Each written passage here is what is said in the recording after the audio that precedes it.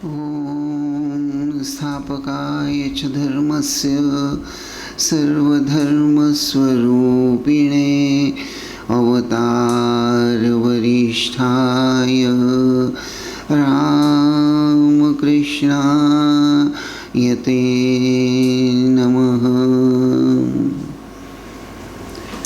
नमस्कार। श्री रामकृष्ण देव के गृही शिष्य, गृहस्थ शिष्य इस मालिका के अंतर्गत आज हम श्री चुन्नीलाल बोस इनका चरित्र देखने जा रहे हैं। जैसा कि आप सभी लोग जानते हैं, कभी कभी फ्लावर पॉट में बहुत से अलग अलग प्रकार के फूल, रंग बिरंगे फूल फ्लावर पॉट में सजाए जाते हैं। उसी तरह श्री रामकृष्ण देव के इन गृही शिष्यों को अगर हम उनके चरित्र को देखें तो ऐसा लगता है अलग अलग सामाजिक परिस्थिति, अलग अलग मानसिकता और बहुत कुछ अलग अलग बैकग्राउंड इसको लेकर ही जैसे ये अलग अलग डिहोटी, लेकिन इन सबके अंतःकरण में श्री रामकृष्ण देव के संपर्क में आने के बाद एक बात सभी के हृदय में अगर झांक कर देखें तो समान रूप से नज़र आती हैं, और वह बात थी श्री रामकृष्ण देव के प्रति दुर्दम्य भक्ति, अगम्य विश्वास, बहुत श्रद्धा, भक्ति, विश्वास और अनुराग के साथ श्री रामकृष्ण देव साक्षात ईश्वर अवतार हैं। यह एक भाव लगभग सभी के हृदय में समान रूप से सक्रिय दिखाई देता है।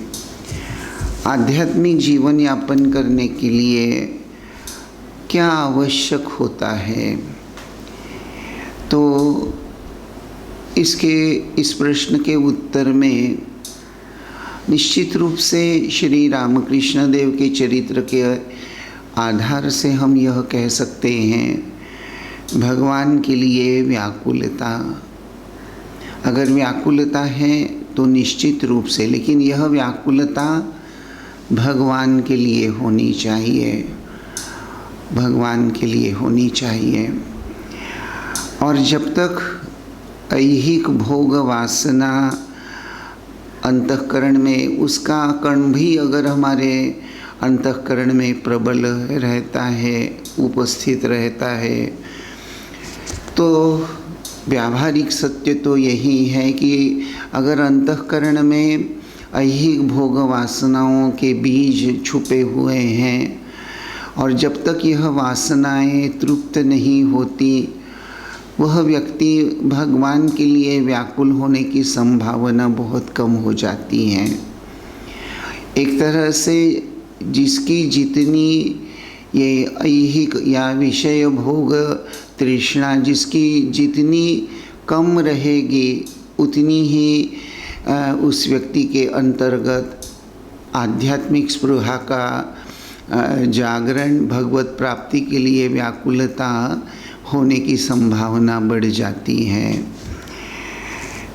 किसी के पास बहुत धन है, रहने के लिए आरामदायी घर हैं, बहुत प्रॉपर्टी वगैरह हैं, ज़मीन जुमला है, बहुत सुंदर पत्नी है या बड़े ही राजपुत्र समान पति हैं, बड़े प्यारे बच्चे हैं, बहुत अच्छे मित्र हैं, और जो रिलेटिव्स हैं वे भी बहुत अच्छे हैं। उसी के साथ साथ बहुत अच्छी तंदुरुस्ती हैं, दिखने में सुंदर हैं, विद्वत्ता है, नाम, यश, सत्ता, प्रतिष्ठा सब कुछ प्राप्त हो गया है। यह सब कुछ एक तरह से जिसने प्राप्त कर लिया है, क्या वह सुखी है? तो हाँ, जब तक यह बातें हैं और उस बातों में एक प्रकार का रस है, तो वह व्यक्ति निश्चित रूप से हम कह सकते हैं कि एक सुखी जीवन जी रहा है। लेकिन कितने काल तक, कब तक? प्रत्येक व्यक्ति के जीवन में एक ऐसा समय आता है, एक ऐसा एक तरह से कहें टर्निंग पॉइंट आता है, जब उसको कहीं न कहीं अंदर ही अंदर जैसे एक सिक्स सेंस के समान, इंट्यूटिव वॉइस के समान उसको अंदर से जैसे कोई बार बार बोलता है कि यह जो तुम बाह्य वस्तुओं को लेकर अपने आप को सुखी मान रहे हो, यह ठीक नहीं है। ये ऐहिक संपदा, ये गुणों का ऐश्वर्य और ये सब रिश्ते, नाते रिश्ते, यह चिरकाल स्थायी स्वरूप से रहने वाले तो है नहीं। और इस प्रकार जो जाग उठा है, जिसमें एक जैसे चैतन्य प्रकट हो गया है, उसकी सूझबूझ एक तरह से गहरी और पैनी हो गई है। और अनायास ही जब उसको यह एहसास हो जाता है कि ये जो जैसे टेक्निकली जिसको उपनिषद की भाषा में पुत्रैषणा, वित्तैषणा, लोकैषणा, इन 3 स्तर पर सब कुछ होते हुए भी कुछ कमी खलती हैं और उसी के परिणाम स्वरूप यह व्यक्ति उस अनंत की खोज में व्यस्त होने लगता है। ईश्वर की याद या ईश्वर की खोज में उसका अंतःकरण धीरे धीरे उस तरफ बढ़ने लगता है।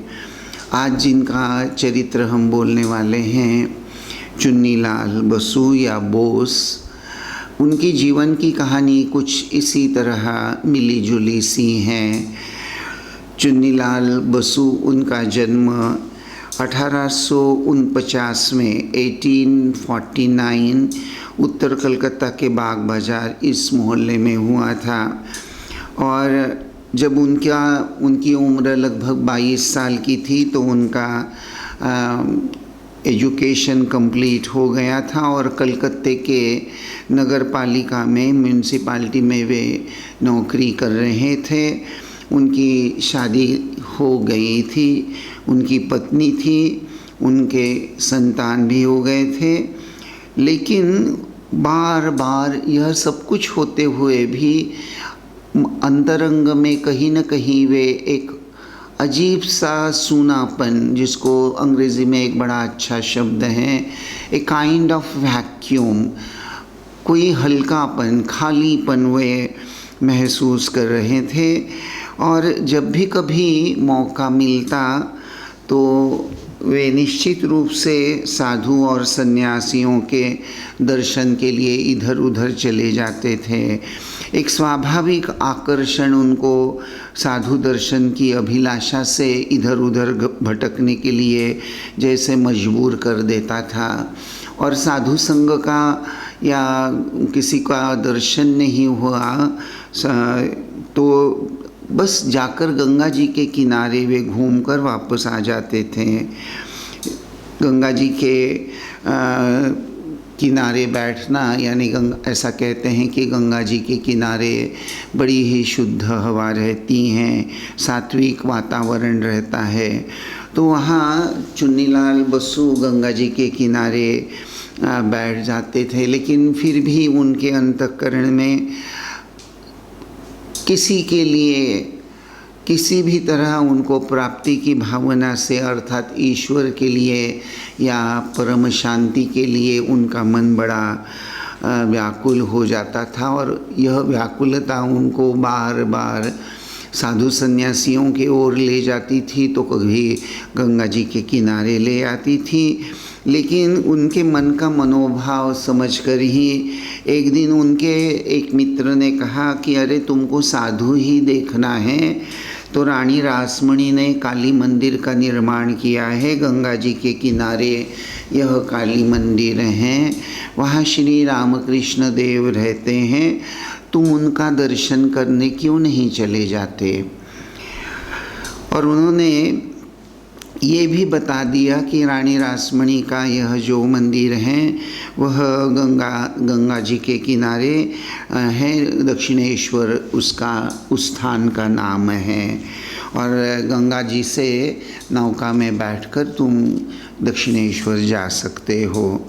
तो मित्र के द्वारा यह सब सूचना प्राप्त होने के बाद में लगभग 2 सप्ताह बीत गए और एक रविवार को संभवतः 1881 मार्च महीना था, चुन्नीलाल बसु नाव में बैठकर दक्षिणेश्वर जाने के लिए प्रस्तुत हो गए।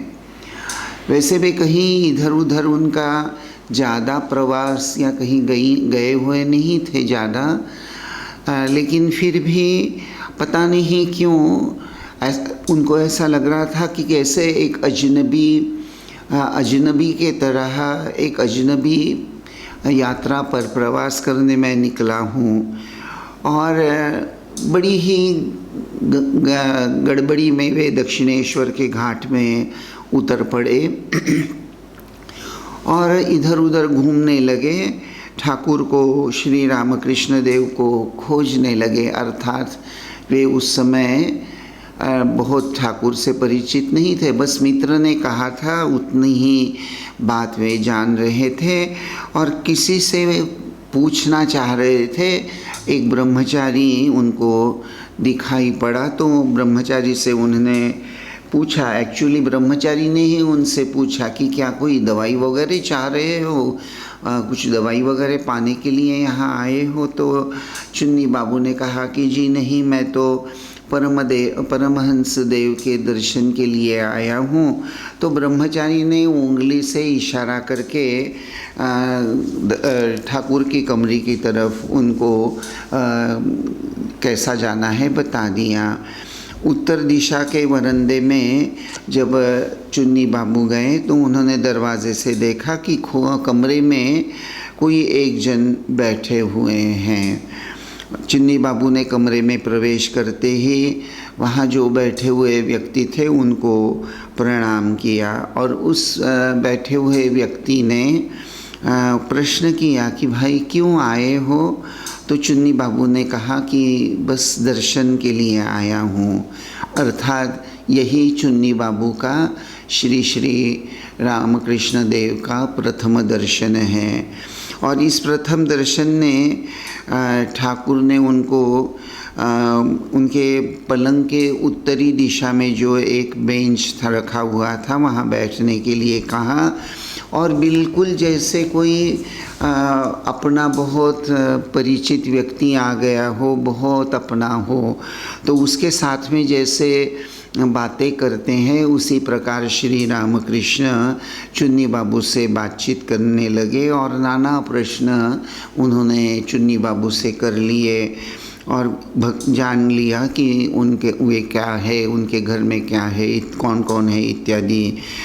मज़े की बात यह है या नोटवर्दी बात यह है कि उस दिन श्री श्री ठाकुर ने चुन्नी बाबू से भक्ति और त्याग या ईश्वर को लेकर वैसे कोई संभाषण नहीं छेड़ा, कोई बातचीत नहीं की। चुन्नी बाबू जब कलकत्ते के लिए परत जाने के लिए निकले तो श्री रामकृष्ण देव ने उनके हाथों पर मिश्री का एक ढेला प्रसाद के रूप में दे दिया। चुन्नी बाबू बड़े ही अस्वस्थ मानसिक अवस्था में थे। हालांकि श्री रामकृष्ण देव के दर्शन हो जाने के बाद भी उनके मन में बार बार काशी, वृंदावन, हरिद्वार वगैरह ऐसी जगह जाकर तीर्थ यात्रा करने की भावना भी बहुत प्रबल थी और उनको बार बार महसूस हो रहा था, ऐसा बड़ी ज़ोरदार इच्छा उनके अंतःकरण में हो रही थी कि ऋषिकेश में जाकर कुछ काल अगर मैं वहाँ बिताऊं तो अच्छा रहेगा।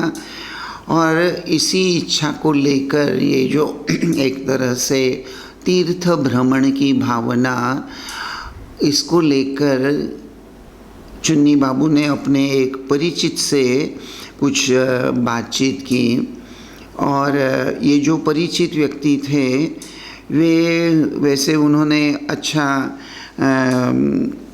घूम कर देखा हुआ था। वे काशी वृंदावन इत्यादि स्थानों पर घूम कर आए थे। तो चुन्नी बाबू को ऐसा लगा कि ये अच्छे मार्गदर्शक रहेंगे और उसी तरह चुन्नी बाबू उनके साथ में चले भी गए। लेकिन यहाँ वहाँ ठहरते ठहरते कुछ दिन तो चले गए और चुन्नी बाबू कुछ विरक्त से हो गए और एक लगभग कानपुर में पहुंचने के बाद उन्होंने अपने उस परिचित व्यक्ति से एक तरह से दूरी बनाई ली और उनको कहा कि मैं अब ज़्यादा घूम नहीं सकता, मुझे ऋषिकेश जाकर ही एक जगह रहकर ही आनंद ईश्वरीय चिंतन करना है इत्यादि, और वे अकेले ही चले गए। लेकिन ऋषिकेश में कुछ दिन रहने के बाद में उनको अपने घर की यादें भी आ गई और उनको समझ में आ गया कि उनका ये जो सो कॉल्ड वैराग्य है यह एक प्रकार से मरकट वैराग्य के समान है। मरकट वैराग्य यानी जो स्थायी नहीं होता, थोड़ी देर के लिए आता है चला जाता है। तो ये यहाँ हम देखते हैं कि चुन्नी बाबू शुरू से ही, यानी कितनी छोटी उम्र थी, 22-23 साल की, लेकिन तभी से उनके अंतःकरण में यह ईश्वर को लेकर एक प्रकार की व्याकुलता, ये जो इनके मन में काशी वृंदावन हरिद्वार ये जो तीर्थ स्थान जाने की भावना, यह भी हमको चुन्नी बाबू के अंतःकरण का जो भाव है उसमें जो छुपी हुई आध्यात्मिक स्पृहा है उसकी एक झलक हमको निश्चित रूप से इस प्रकार से प्राप्त हो जाती है। तो कुछ हरिद्वार वगैरह यहाँ रहकर वह एक तरह से वैराग्य ख़त्म हो जाने के बाद, जैसा कि कहा मरकट वैराग्य, स्वामी विवेकानंद एक बात कहा करते थे, उसका थोड़ा सा मराठी अनुवाद मैं आपको बता रहा हूँ और उसका हिंदी अर्थ भी बताऊँगा। मुझे ओरिजिनल इंग्लिश तो याद नहीं आ रहा, लेकिन विवेकानंद जी कहा करते थे कि आधीच मरकट तशातच मद्य प्याला, तशातच वृश्चिक दंश त्यास झाला। यानी हमारा मन जो है वह बिल्कुल ये बंदर की तरह है, एक जगह धीर स्थिर बैठ नहीं सकता। जैसे बंदर इस डाली से उस डाली पर छलांग लगाता हुआ ही रहता है और बार बार वह फल की खोज में रहता है, तो उसी तरह हमारा मन भी अधीच मरकट, ये तो मरकट के समान अर्थात बंदर के समान है, इधर उधर नाचने वाला, कूदने वाला, फुदकने वाला मन। और कहते हैं इस बंदर को अधीच मरकट, उसको किसी ने दारू पिला दी, तो दारू पिलाने का जो परिणाम होता है अधिक नशा आ जाती है और अधिक नशा हो जाने के कारण बंदर का नाचना और बढ़ जाता है। और बंदर का नाचना इस कदर अब बढ़ गया, यानी पहले तो स्वभाव के कारण, अब दारू की नशा हो जाने के कारण, और उसी के साथ साथ बीच में अचानक उसको बिच्छू काट गया और बिच्छू काटने से बिच्छू का जो विष होता है उससे बड़ी वेदनाएं होती हैं और उस वेदना के फलस्वरूप ये बंदर अब बहुत ही ज़्यादा नाचने लगा, फुदकने लगा, एक जगह स्थिर रह ही नहीं पा रहा है। तो स्वामी विवेकानंद मन की दशा का वर्णन इस प्रकार किया करते हैं कि लगभग हम सभी का मन बड़ा ही चंचल होता है और इस चंचल स्वभाव के साथ साथ अंतःकरण में त्याग भी नहीं होता। तो कुछ इसी तरह सब मिला जुला एक भाव चुन्नी बाबू के मन में भी दिखाई देता है। लेकिन श्री ठाकुर को दर्शन करने के पश्चात उनके मन में फिर कुछ दिन के बाद दक्षिणेश्वर जाने की इच्छा हो गई और कुछ दिनों के बाद वे फिर श्री रामकृष्ण देव के कमरे में उनका दर्शन करने आए। तो जब चुन्नीलाल बसु ठाकुर के दर्शन के लिए दक्षिणेश्वर आए तो कमरे में प्रवेश करते ही उन्होंने देखा कि वहाँ बलराम बसु बैठे हुए हैं। तो बलराम बसु चुन्नीलाल बसु के काफ़ी नज़दीक वाले मकान में ही रहने वाले थे। बलराम बाबू प्रतिष्ठित और अमीर थे और उनके साथ वार्तालाप करने का या उनके साथ कुछ परिचय चुन्नी बाबू का नहीं था और वो दोनों को एक साथ देखकर श्री रामकृष्ण देव वैसे प्रसन्न हुए और बलराम को कहने लगे कि ये देखो बलराम, ये तुम्हारे नेबरर हैं, तुम्हारे बगल में ही बिल्कुल पास में ही रहते हैं। तुम जब भी दक्षिणेश्वर आओगे तो इनको साथ में ज़रूर ले आया करना। और लगभग वैसे हर रविवार को बलराम बसु किराए की नौका करके ठाकुर के पास आया करते थे और जो भी ठाकुर के भक्त बलराम बसु के साथ आना चाहते थे वो सबको लेकर आ जाते थे। तो एक प्रकार से यहाँ हम देखते हैं कि श्री श्री ठाकुर ने ही जैसे चुन्नी बाबू की दक्षिणेश्वर में आने की जो उसके लिए जो सहायता ज़रूरत है उसकी यह सहायता कर दी कि बलराम बाबू तो हर रविवार नौका भाड़ा करके आते ही हैं। तो इस प्रकार से जैसे ठाकुर ने चुन्नी बाबू को एक सहूलियत प्राप्त करा दी कि तुमको न पैसे खर्चा करना पड़ेगा न कुछ करना पड़ेगा, तुम बस गंगा जी के किनारे आकर बलराम बसु के साथ साथ नाव में बैठकर यहाँ चले आना। देखिए, प्रसंग भले ही छोटा सा नज़र आता हो लेकिन देखना यह है कि यहाँ श्री रामकृष्ण देव चुन्नीलाल बसु के दक्षिणेश्वर में पधारने के लिए आने के लिए व्यवस्था करते नज़र आ रहे हैं। यह एक बहुत बड़ी बात है। चुन्नी बाबू उस वक्त शायद श्री रामकृष्ण देव के अलौकिकत्व जो होता है, दिव्यत्व जो है श्री ठाकुर का, उनके अवतारत्व का कोई भान या उसकी कोई जानकारी एक तरह से चुन्नी बाबू को नहीं थी।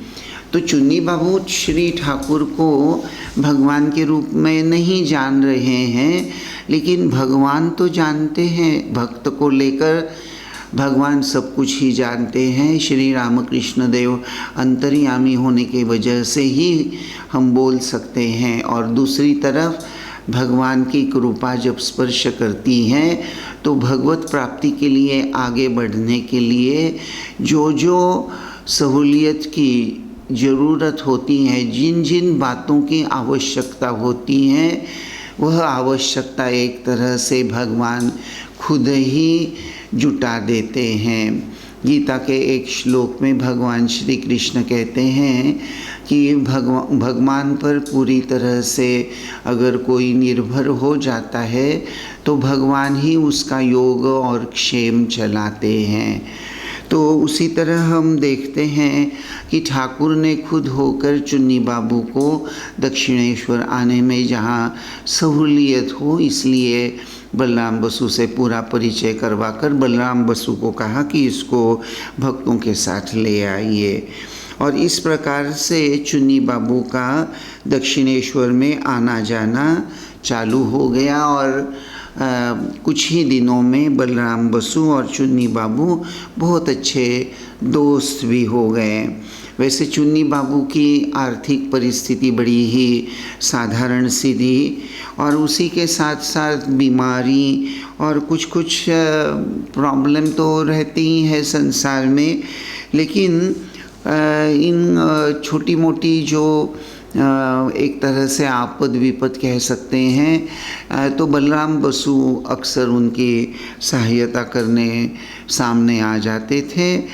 और यह सब देखकर चुन्नी बाबू के जो आस पड़ोस के लोग थे उनको बड़ा मत्सर हो जाता था और इसलिए चुन्नी बाबू को बहुत से ये ईर्ष्या करने वाले जो पड़ोसी थे अक्सर कहा करते थे कि अरे वो चुन्नी लाल वो बड़े लोगों की चाटुगिरी करता है, चमचा है, बहुत सा टॉन्टिंग करते थे।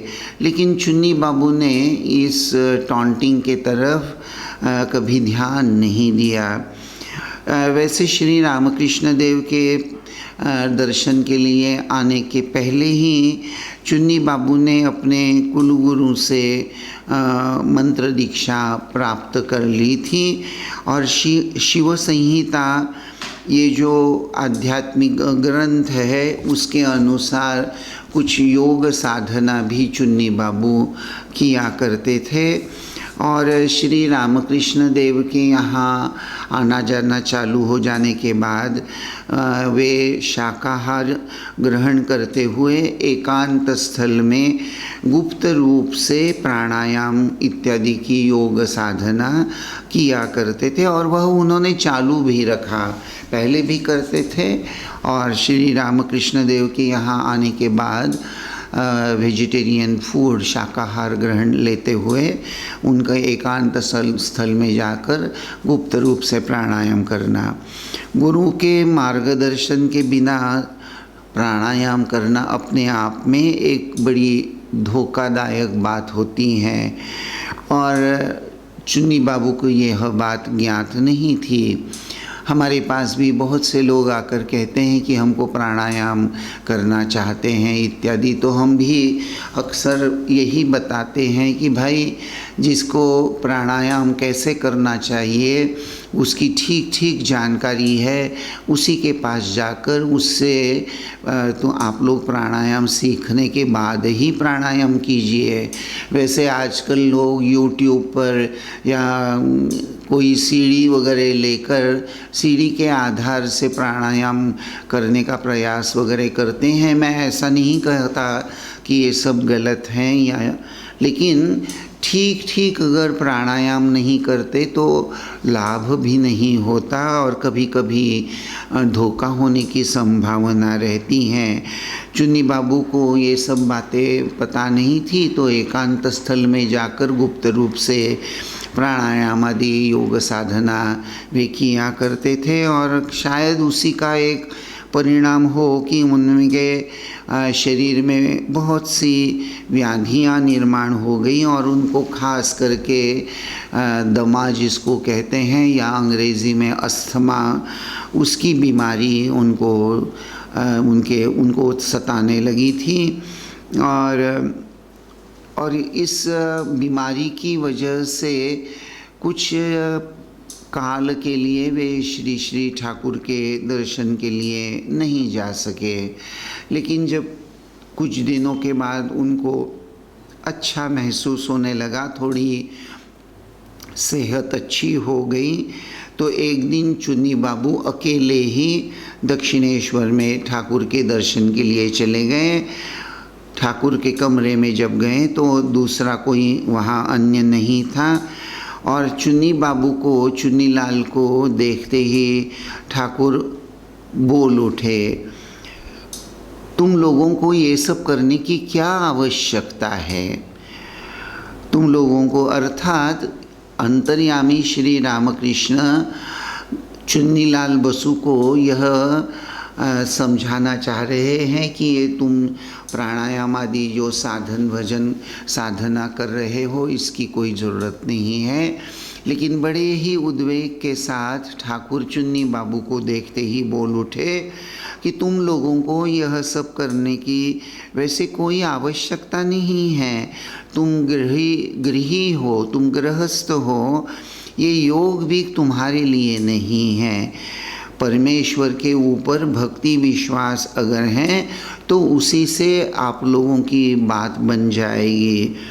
और वापस जाते वक्त चुन्नी बाबू को एक गोपाल नाम के ब्रह्मचारी के द्वारा ठाकुर ने कुछ दवाई उनको दिलवाई और शायद 3 मात्रा, एक तरह से कैसे कह सकते हैं 3 पुड़िया या 3 मात्रा ये दवाई चुन्नी बाबू को गोपाल ब्रह्मचारी के द्वारा ठाकुर ने दिलवाई और कहा कि देखो ये प्राणायाम आदि ये सब अब मत करना। ठाकुर के शब्द सुनकर चुन्नी बाबू एकदम स्तंभित हो गए, क्योंकि वैसे चुन्नी बाबू ने ठाकुर को यह सब कुछ बताया नहीं था कि वे कठोर योग साधना करते हैं और यह कठोर योग साधना ही उनकी बीमारी का कारण है। यह सिर्फ शायद चुन्नी बाबू ही अंदाज से जान रहे थे। उन्होंने यह बात कभी किसी के सामने व्यक्त भी नहीं की थी, किसी को बताया नहीं था। लेकिन ठाकुर के द्वारा गोपाल ब्रह्मचारी के द्वारा दी गई जो औषधि थी वह औषधि लेते ही चुन्नी बाबू की व्याधि दूर हो गई, अच्छी हो गई। और इस प्रसंग से ही ठाकुर के श्री चरणों में उनकी श्रद्धा भक्ति दृढ़ होने लगी। तो आज बस यहीं रुकते हैं। ओम शांति शांति शांति। हरि ओम तत्सत। श्री राम कृष्णार्पणमस्तु।